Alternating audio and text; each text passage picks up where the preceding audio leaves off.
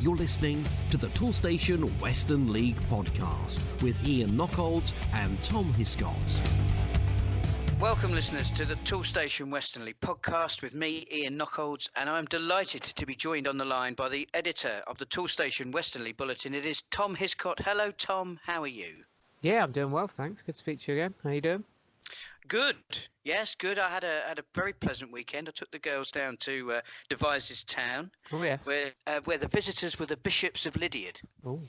And yes, well, they clearly had the Almighty on their side, because they handed out quite a hammering to the home side, which was a little bit depressing, but not too depressing. It was a nice enough day. I saw some very nice people. We had a very nice time. The girls were happy, so that's that's the joys of going to watch Western League football. But anyway, that's what it's all about.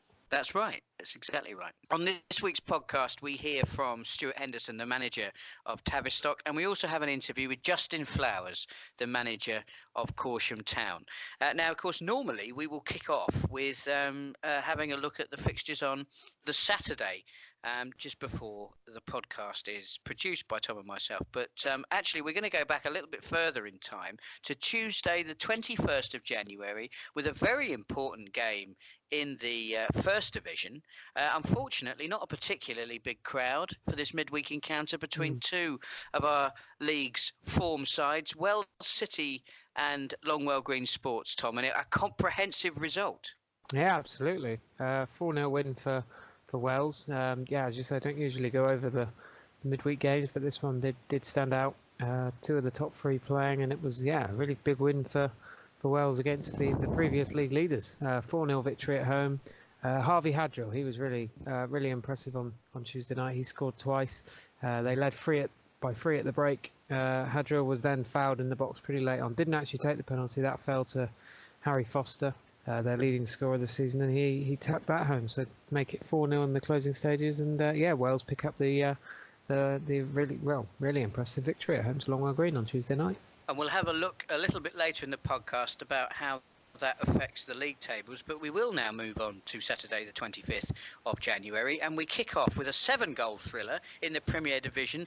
It's the bottom of the table clash. It was the game that I think you called out last week on the podcast, and it proved to be an absolute humdinger, didn't it, between Bridport and Odd Down. Yeah, I'd love to say most of my predictions would come off, and I always pick out the game of the week, but I think this might be a bit of a one-off. But there we go. A bit of relegation 6-pointer maybe, and it was Bridport who ran out 4-3 winners. Yeah, fantastic game. Obviously, lots at stake at the bottom as well as at the top, and so it proved on Saturday. Tony Pinder scoring a hat-trick for Bridport in this victory. They had to come from behind to beat Odd Down now. Pinder had put them. Got them back on level terms after Anthony Conradi had put Odd Down ahead, and it was then the Bath side who retook the lead. Elliot Duggan making it 2-1, but then 11 minutes of madness really during the second half, around the midway point of the second half, completely turned the game in Bridport's favour. Pinder scoring twice, and there was also a goal from Lewis Clark, so make it 4-2. Odd Down did manage to pull a goal back 10 minutes from time through Lewis Ellington, but it wasn't to be for them, and they fell to a 4-3 defeat, but a really big 3 points for Bridport. Absolutely difficult time for the Bath side, but Bridport there, earning a rare win, and in quite spectacular style as well. Now we move on to another one of the teams that we feature quite regularly on the podcast, because they have been in very good form, and that very good form continued. It was Shepton Mallet. They were at home to Roman Glass St George. Yeah, doing fantastically well. Shepton Mallet at the moment, and home game for them against the bottom half side. So you think they'd probably ease to another victory, but they did fall behind in this one. Roman Glass leading pretty early on, but Shepton managed to hit back just before half time to take the game level at the break, and that was Asa White heading home from a Craig Loxton corner, as I say, to make it 1-1 just on half time. Probably a pretty crucial goal in the grand scheme of things to give Mallet a foothold going into the second half, and from there they pushed on final 15 minutes and they scored 3, so they really did run away with it in the closing minutes. Jack Fillingham having an excellent season. He's back on form. He scored to make it 2-1 to give them their first lead of the afternoon. And then it was two really late goals from Aaron Sevier, adding the finishing touches to another win for Shepton Mallet.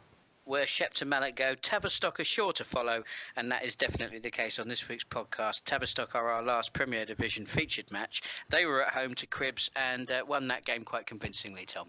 Yeah, another really impressive win for Tavistock. That is 11 league wins on the spin. So they're as in form as any side in the division. There's lots of strong Premier Division outfits at the moment, and Tavistock are definitely right up there. And obviously they've got goal scorers like Jack Crago and Jordan Anir, both on the score sheet again on Saturday.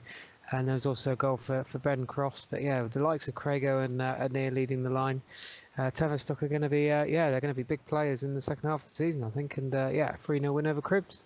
We heard from Stuart Henderson, the Tavistock manager, very early on in this season's podcast because, of course, Tavistock were a new club. Tavistock are now coming up to the halfway point in terms of the number of games that they've played this season, so I thought that was a good opportunity to get Stuart's reflection on how his side have settled into life in the Toolstation Western League. And we started off by talking about that impressive victory at home to Cribbs.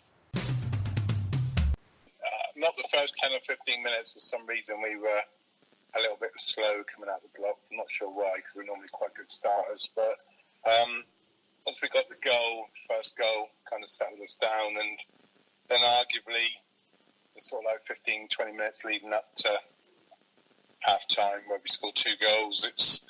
We scored 2 and created 2 or 3 other good opportunities. So we had sort of like a 15-minute, 20-minute spell that I was really pleased with.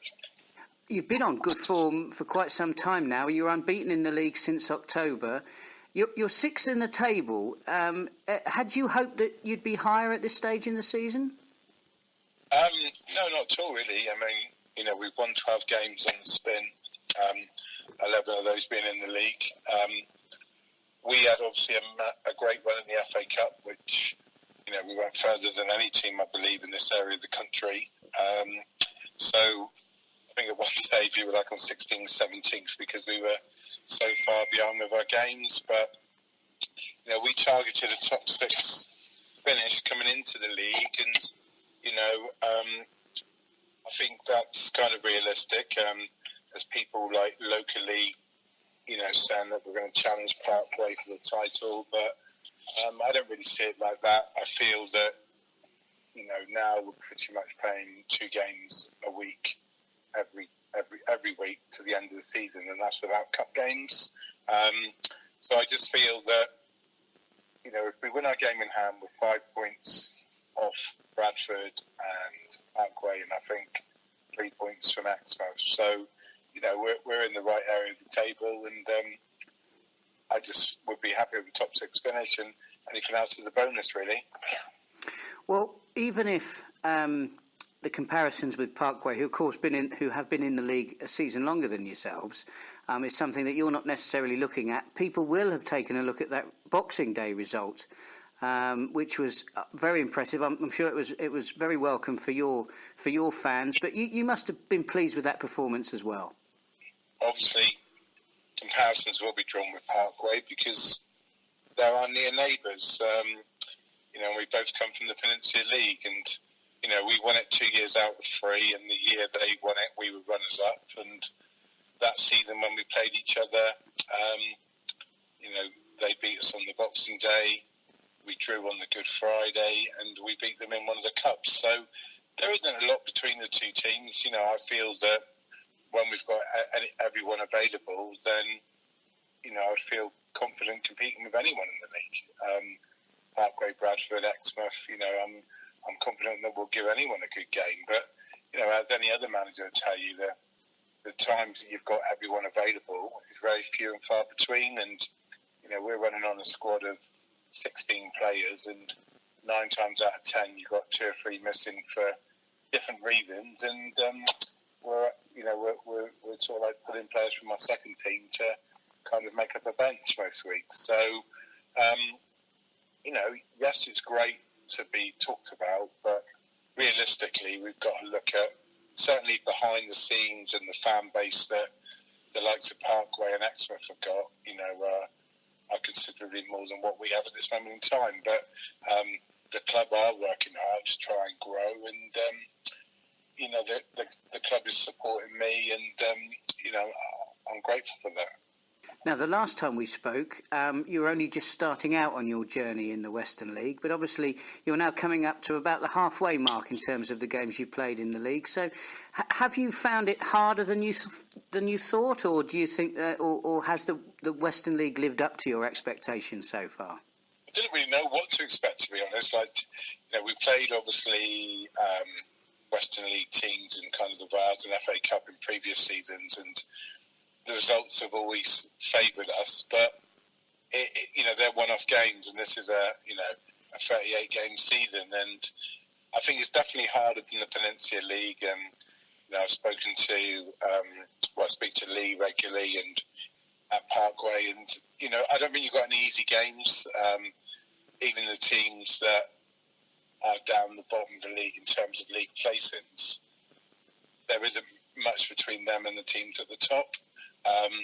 So I think in the previous league, you kind of knew sometimes that as long as you didn't have a terrible day in the office, you were going to get 3 points. Whereas that's not the case in this league. It is really, really competitive. And, obviously the games we've lost, we lost the bottom of the league, Wellington, albeit we rested a few players on that night because we had the FA Cup game on Saturday. But even so, we got turned over, which is, which can happen in this league. So it is more competitive. Obviously, the travelling does put demands on you, kind of like midweek. We're not getting back to sort of like 1:30 in the morning, and then people are up for work again, sort of like 7 o'clock in the morning. So yeah, it's definitely tougher, but we're enjoying it. Into some really good grounds and really good facilities, and certainly we're enjoying it, and glad we made the move. Well, you're right to talk about the travel, of course. It's one of the big talking points, particularly with more and more clubs coming from Devon into the Western League. But, of course, the other great talking point in the Western League at the moment, and in fairness across the country, really, in terms of grassroots football, is the number of postponements and the effect that the weather's been having. Now, you mentioned how many cup games you'd played earlier in the season and how that affected the number of matches you were able to play in the league. An analysis that I did, I had a look at your fixture list, and it looked like you played 24 games between August and November, 13 of which were cup matches. So if we look at the current sort of fixture backlog, and you're talking about playing 2 games a week at the moment, how do you feel from a manager's perspective that could have been helped if you had played more games earlier in the season when perhaps the weather was a little better? Yeah, one of the previous managers touched on that before. I just don't understand it. I mean, we went the furthest, obviously, from our league in the FA Cup. The likes of Parkway are still in the Vars. Yet in August and September, we barely had any midweek games, so it doesn't make sense. You think they would load it up at the front end of the season when the pitches are fine and the light evenings to get kind of ahead of the schedule. You've only got to compare it to some of the other leagues where there's sort of 6 or 7 games in front of us. So yeah, I don't. There must be a reason why they don't do it. But the logical explanation would be to play more evening games at the start of the season to get ahead. And even with so many games that you played, obviously because of your success in the cup competitions, and I suppose part of that was about replays as well. Would you have been worried about player burnout had you have had more midweek games to play? Well, no, because it's eventually it's still the same number of games. You're going to play over the course of the season. So if you're playing more at the front, you'll be playing less now. Certainly from my point of view, I'd much rather have more games in the early part of the season rather than, now I think we've had 3 games called off in the last sort of month. So yeah, without a doubt, to load up at the front of the season would be my preferred choice. Well, on the subject of more games at the start of the season, you couldn't have played anybody more this season than Shepton Mallet, and you've got them up next. Now, has it got to the point where this has now become a bit of a problem for you in some respects? Because I know they're desperate to get a result against you, and there are a team, of course, having played them so often now. I mean, is it a case that you can sort of know an opponent too well? Yeah, definitely. They're a good side. When we played them in the league down at our place, there wasn't much between us. Then in the Vars, we were 3-1 up. They were 3-1 up, but we had missed a hatful of chances.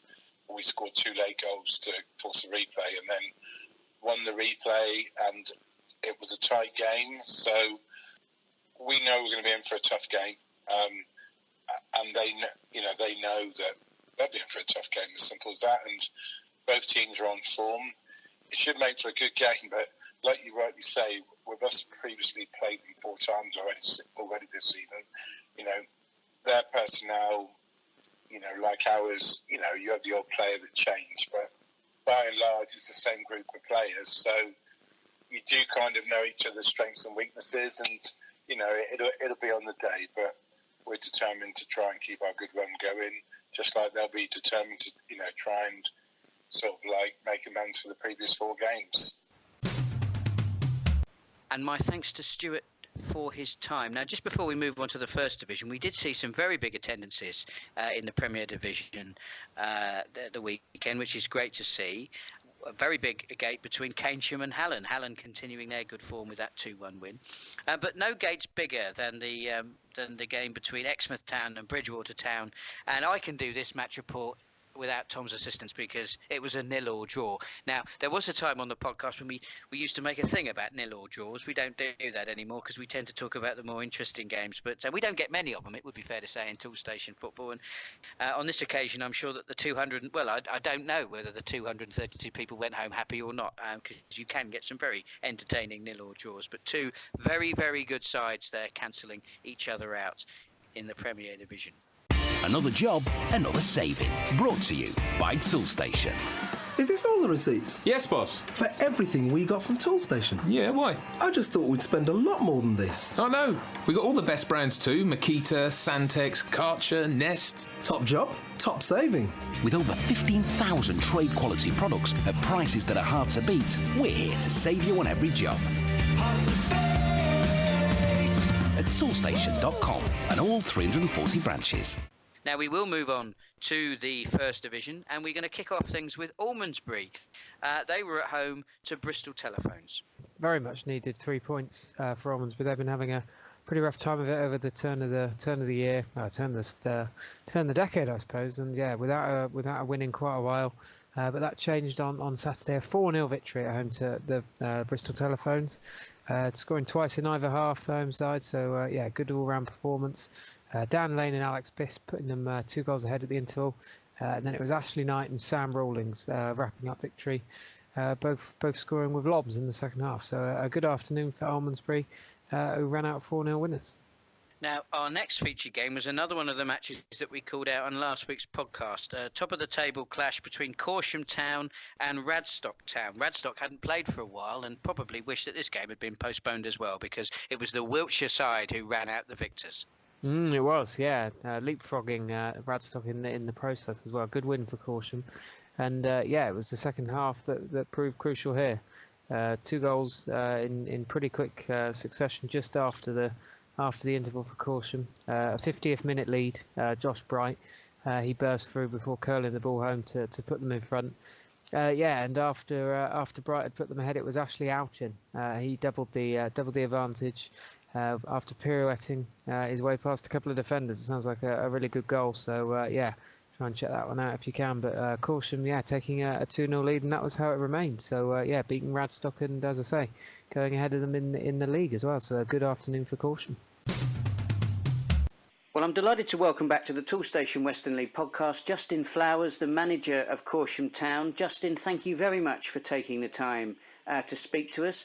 3 wins and a draw, that's not a bad way to start 2020. We've had a really good start. I think even if you go a little bit further back, I think we've got 1 defeat in 10 now and 2 draws and 7 wins. So we're sort of flying at the moment, and we're on a good run. So we're really happy the way it's going, and we're just sort of hoping that we can carry on as the season goes on, really, and see where we can finish, I think. Well, the fact that you've played 4 times already this year must be a positive given the weather that we've been having. Yeah, definitely. Obviously, there's so many different different numbers of games all the teams have played in the league, so it's so difficult to sort of gauge where you are, really, because, a good example of that is we played Radstock at the weekend. They played 6 games less than us, I think. So yeah, it's all up and down, but we've managed to have games on. We had a game at Lebec when on the 4G when everyone else was off, and we're sort of, we played a lot more games, but we've been winning them. So it's good to sort of win your games and hope that teams in and around you sort of beat each other or don't win their games or whatever. So I think it's best to play the games, especially if you can sort of be lucky enough to win them like we have. I think it puts us in a good position, definitely. Well, you were in winning form at the weekend. How happy were you with the performance on Saturday?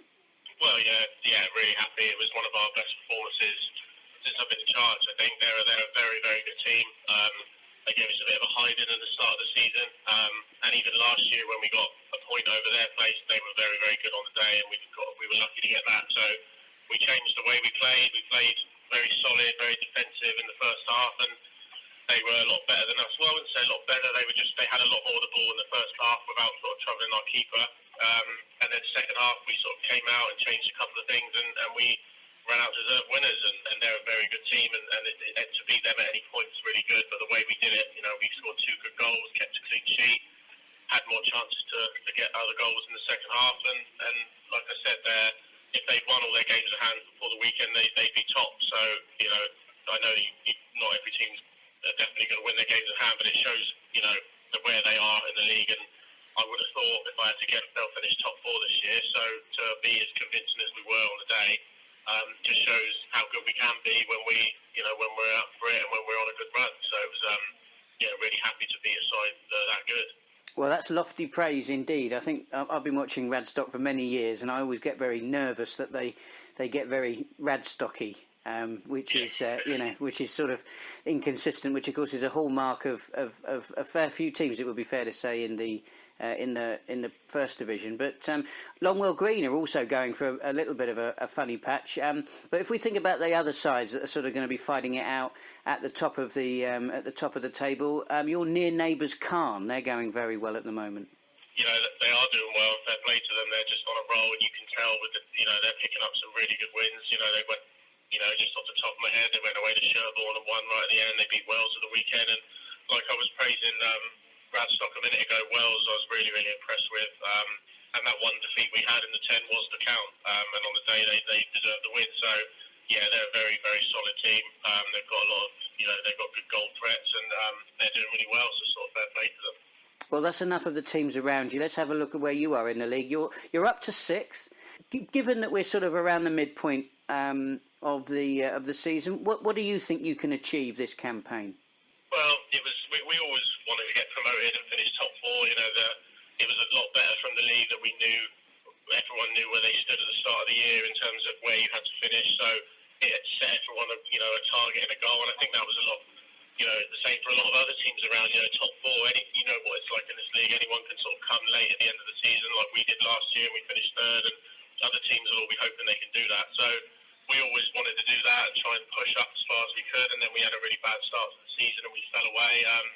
But now we're sort of doing what we did last year. The second half of the season, we're sort of on a run, and we're just hoping to sort of stay under the radar and see where it can take us. I'm very aware that it can soon change again, and we might not finish top 4, but that's always been the aim, even when we weren't doing very well, and it's still the aim now. So I know it's a bit of a cliche, but we'll just take each game as it comes, and that's really working for us at the moment. We're sort of going along and winning really difficult games, and the momentum with the squad and the field, it just feels good around the squad. Everyone seems to turn up on the match day and feel like we can win, and we'll just sort of see where that takes us. And we've also got a semi-final in the Wilts Cup to come up soon. So again, it's winnable competition, but we've got to be at our best to do that. So we're just hoping that we can stay in the form we're in and see where it takes us, really. I mean, if you were able to make it into the top 4, do you think that the club is ready for promotion? Personally, I do. I'd back up, obviously you would look to strengthen and things like that, but with the squad I've got now, I'd be more than confident that we could, hold our own in that league. It'll be a lot tougher, and there's some really, really good teams in that league, but you look where Corsham are doing, how well they're doing in that league, and they're nowhere near the bottom. They're right in and amongst the middle of the table, so it just shows, I think, if you can keep it togetherness and everyone's sort of going in the right direction, I don't see any reason why we wouldn't be ready for it. And I do think, maybe biasly, but I do think Corsham is a Prem Standard club. I think it's been out of that division too long, so it's always going to be the aim, and I'm sure we do, we do our best, and I'm confident we do all right if we got there. Yeah. I mean, obviously, we're talking about the potential for going into the Western League Premier Division, but given everything we know about the Football Association's reorganisation programme, is the prospect of being moved into a different league something that you'd considered? Yeah, definitely. It always gets spoken about. Personally, it's something I wouldn't want, but I'm very aware that isn't our choice. So if we did have a choice, we'd love to stay in the Western League. I just think it's a great couple of divisions, and the good rivalries you have around everywhere, around Wiltshire and stuff, and to start splitting that up would be a shame. From what I hear and what you sort of hear on the grapevine, it sounds like it will end up that way eventually, whatever. But you look at someone like Malmesbury, they didn't go up, but they got pushed aside anyway. So even if you don't get promoted, you might get moved across. But that's something we'll just have to deal with if it happens. Obviously, if you win the league, you go into the Prem. So that would be ideal, but obviously that would be very tough from this point in. But we'll just take whatever comes, really. When it's out of our control, we'll just sort of see what happens and go from there. Well, one thing that is definitely in your control is your performances on the football pitch. And up next, you've got Bishop's Lydiard. And having had a look at them in a pretty ruthless display at Devizes on Saturday, this might not be a great time to be playing them. No, I know. They're a team that have definitely picked up from last season. We went there and won convincingly last year, but I know it won't be like that this year. They've had some really, really good results, and they seem to score a lot of goals as well. I went to watch a game as well last year when they beat Chippenham Park. I think they scored 5 or 6, and they've definitely got players who can hurt you. So we've just got to make sure we sort of play like we have been playing. Radstock are a good side, and we beat them. And I know that if we can be solid defensively, we've conceded in the 9 games we've picked up points. We've only conceded 4 goals, and then we conceded the 2 against Cowan. So in the 10 games, it's 6 goals, and that's really good numbers. So if you can keep clean sheets and not concede many goals, we've got players who can score goals as well. So we'll just hope that that'll be enough on the day to beat them. But yeah, it's definitely going to be a tough trip down there. Now, just before I let you go, Justin, I was sad to read on social media over the last couple of days an announcement that called time on the tenure of Chris Perry, your chairman, at the club. Obviously, Chris has done a great deal since he took over. I think it's 3 years ago. From your perspective as manager, what's it been like working with him, and what sort of legacy do you think Chris will leave behind him at Corsham Town? Yeah, he's been superb for the club.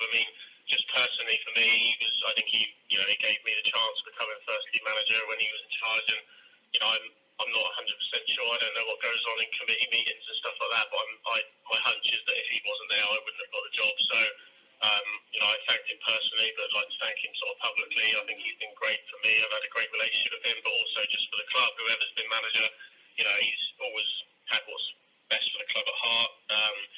He's brought the under-18s back, and that was a huge thing that he wanted and I wanted, and it's really helped the club. We've got youngsters playing for us now in the first team, loads of them playing in the reserves, and it just helps the future of the club. And I just think generally, I think he's been brilliant. And it'll be really sad to see him not be part of the club, really. He'll be there watching, which would be great, but he'll be missed for sure, definitely. Well, I'm sure he's enjoying your performances this season, and it does look like he's going to be going out with a bang. Justin, thank you very, very much for your time, and good luck for the rest of the season. Now, we'll move on to Longwell Green Sports. Of course, they will undoubtedly have been smarting after that heavy defeat in midweek to Wells City, who, in fairness, have been going well. Cheddar are a team that we expect a great deal of. They hadn't been going so well this season, certainly not by the lofty standards that they set themselves last season, but they put that right on Saturday, Tom. Yeah, they did. Very tough game for Cheddar, having to go to as you say, a smarting Longwell Green side who, probably chomping at the bit to get out there again after their disappointment on Tuesday. But it was Cheddar who made a really good start. Ricky Bennett volleying home from all of 30 yards, so to put them ahead. And that was how it stayed the whole time. So Cheddar managing to keep a clean sheet away at Longwell Green, who've now drawn 2 blanks on the spin. Tough times for Longwell Green, but they've obviously with their excellent start to the season, they've put themselves in a position where a couple of defeats won't hold them back too much if they can get their form back. But tough week for them. But really good win for Cheddar, and to hold out for 85 odd minutes, I think it was. Really impressive performance from them.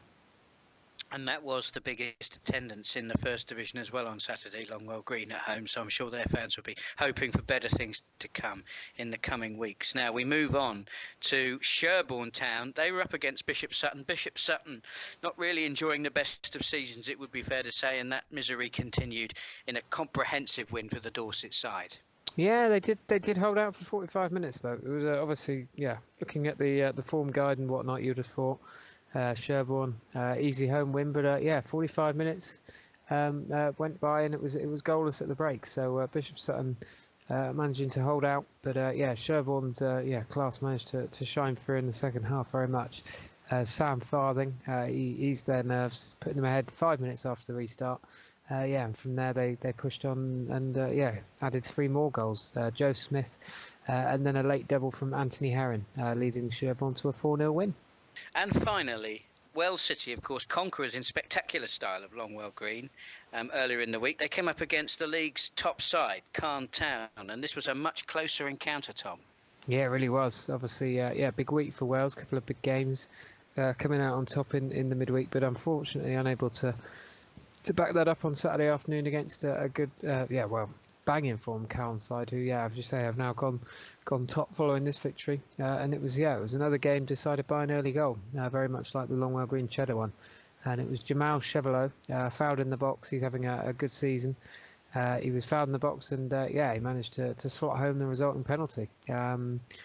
Managed to hold out for 74 minutes with 10 men as well, Carl. Matt Hudson red-carded after just 16 minutes. Lily White's bagging a really important 3 points. And I did see from social media that a very special shout-out was given to the Calne Town goalkeeper, who probably was instrumental in that shutout that you described for so long in the game. So credit where it's due to Sam Thompson. On what I'm sure was another very important goalkeeping display for Calne Town. Before we move on, just one notable mention, I think, to Wincanton Town. Now, Wincanton's games are a little bit like buses. You wait an awfully long time for one, and then 2 turn up at once, which is exactly what happened this week. They played twice this week, won both games. They beat Almondsbury on Tuesday, and then they won at home to Warminster on Saturday. So I'm sure everybody at Wincanton is very glad that they're back up and running. Now then, we will move on to the up-and-coming fixtures starting this week. And really, as we always do, we'll turn our attention to Saturday. And, of course, on this occasion, Tom, it is the 1st of February. We've virtually seen off January, would you believe it? Which games in the Premier Division have caught your eye? So I don't want to make it too much of a Tavistock-centric podcast, but I've plumped for them again. A home game for them. Obviously, as I mentioned earlier, 11 league wins on the bounce. So, they're going great guns at the moment. And they come up against the Shepton side, who we've equally mentioned have done really well themselves. They've won 8 of their last 9 in the league, with that other fixture was a draw. So they're unbeaten in 9. And they're in 4th. So this is a massive game just below the top 3, who obviously have pulled away a little bit, but these two are the certain chasers. Shepton Mallet definitely with a probably a little eye on the 4-0 reverse that they suffered at the hands of Tavistock a couple of months ago. So certainly a big game there on Saturday down at Tavistock. Absolutely, of course, that was the talking point when we spoke to Craig Loxton a couple of weeks ago on the podcast. They played each other an awful lot, but that doesn't seem to have diminished the competitive spirit between those two sides, as we've heard today. Now, the game I'm going to go for is Buckland Athletic against Bitton. Obviously, we're well aware of the pedigree of Bitton. Buckland are a real handful at home, as everybody knows, so I think that will be a very interesting and competitive encounter in Devon. And we'll move on to the First Division. Tom, what game has caught your eye there? I've gone for Bishop's Lydeard versus Corsham this week. Obviously, Bishop's Lydeard off the back of a big win, which you were at on Saturday afternoon against Devizes, 4-0 victory for them. And they've had a few pretty decent victories of late. They are a team that once they sort of get 1 or 2 goals, they don't stop there. They generally go for 3, 4, 5. So pretty free scoring side, but they take on Corsham up into 6th, and obviously on the back of a big win themselves last weekend. So that should be a pretty good tie, I reckon. Now I'm gonna have to correct you. It's not often that I do this. Oh. But well, you said Bishop's Lydia won 4-0 against Devizes. And I'm going to correct you because Devizes scored. They did. Yes, they did. Let's not take that away from us. We were that was a lot of enthusiasm came from that goal. Actually, interestingly enough, it came at quite an interesting point of the game because it really did feel like the whole thing was done and dusted. And that one goal made the home supporters believe that hope springs eternal. Sadly, it wasn't to be the case. And in fairness, it was a very efficient performance by Bishop's Lydia because Devizes did rally when they got a goal back, and Bishop's Lydia really saw out the job. So no, I think you're absolutely spot on with that. It'd be very interesting to see how two sides sort of on an upward curve of form, who comes out on top there. I'm going to go for another game that the reverse fixture of which I saw earlier in the season, Cheddar against Radstock Town. I do fear that Radstock are going to have a wobble, partly because they haven't played for a while, so they might well be a bit rusty. Also, obviously the weather we've been having, the pitches aren't great, so it might not suit their style of play. That's historically been a concern for them. Cheddar, really, I'm expecting them to come from the pack. As we know, it's going to be the top 4 that get promotion this season from the first division. Both of these sides very much in the mix. I expect this to be competitive. Games between these two sides always are because, of course, they're near neighbours in Somerset, and Cheddar will not have forgotten the game that Radstock came from behind to win at Southfields earlier this season. So I think that they'll certainly have a point to prove, and it would be very interesting to see the psychological reaction that Radstock have from that defeat against Corsham. Right then, we have rounded up the fixtures and the results, of course, this week. We will take a look at the league tables because we did the goal scorers last week, and things are starting to look rather interesting. Take us through the runners and riders at the top of the Premier Division, Tom. Sure, we'll do. So, we've got Bradford still on top. 20 games played for them. They've got 52 points. So they've broken the 50-point barrier. They're the first side to do that this season. We then got Plymouth Parkway in second. They played 19 matches. They got 49 points, so obviously game in hand and 3 behind. So still very much in touch with Bradford. You've then got Exmouth further 2 points back. They've also played 19. They've got 47 points. And then a couple of the teams that we've mentioned quite a bit today. Shepton Mallet, they've played 22. They have 45 points. Hallen also identical record there, 22. Played 45 points, and then Tavistock, the banging form Tavistock side, 19 games they've played, they've got 44 points. Still very much in touch with the top side. So that's how the top of the Premier Division is looking. Yeah, it's both Shepton Mallet and Hallen, of course, vying for that title as the Leicester City of the Western League. If we look at the other end of the Premier Division, it makes grim reading for Odd Down. They're at the bottom, played 23, they've got 10 points, although only a point above them, having played a game more, are Wellington. They're on 11 points, and then there's a 5-point gap to Chipping Sodbury and Bridport, who are pretty much equal in their records. There's only 3 goals in terms of the goal difference separating those two sides. So Bridport and Chipping Sodbury locked in 18th and 19th respectively. And then there's an even bigger gap. We're looking at a 7-point gap to Cribs in 17th. So leagues within leagues, as we always like to say. And that's your bottom 4 there, starting with Bridport in the Premier Division. Now moving on to the First Division, and we've eulogised about them this week on the podcast, and it's Calne Town taking it away at the top there, Tom. Yeah, we do have new league leaders from this time last week. We've got Calne at the top. They've played 20, so we're into the second half of the season now. Played 20, they've won 14 of those, and they're on top with 44 points. They've then got Longwell Green, 22 games played for them, they're on 42, so they're 2 off the top. You've then got Wells, 21 games played, they're on 41, which is exactly the same as Sherborne in 4th. So those two teams only 3 off the top spot, so still in touching distance. You then got Ashton and Backwell on 39 points, they've played 21 games as well. And then you've got Corsham and Radstock, the two teams we mentioned, obviously took each other on the weekend. Corsham, they've played 22 matches for their 36 points. Radstock, only 17 games played for them so far, and they're on 34, so they're 2 behind, but they've got 5 games in hand on Corsham. So a big few weeks ahead for Radstock with the fixtures coming thick and fast, I imagine. And at the bottom of the First Division, Bristol Telephone's still there, played 20 matches. They've got 8 points. 4 points above them are Bishop Sutton. They've also played 20 games. And then 3 points above them, Devizes Town. They're on 21 played. And then again, there's another 7-point gap now between Devizes and Welton Rovers. Welton have played 22, and they've got 22 points.